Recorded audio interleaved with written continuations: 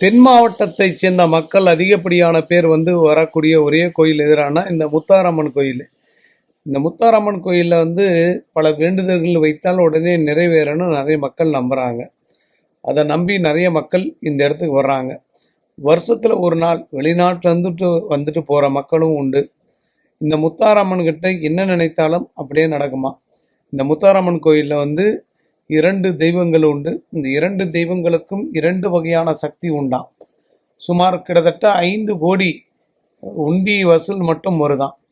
அவ்வளோ மக்கள் இங்கே பணத்தையும் நகையும் அள்ளி போடுறாங்க. வெளிநாட்டு கரன்சிலாம் இருக்கிறதுக்கு நிறைய வாய்ப்புகள் உள்ளதான்.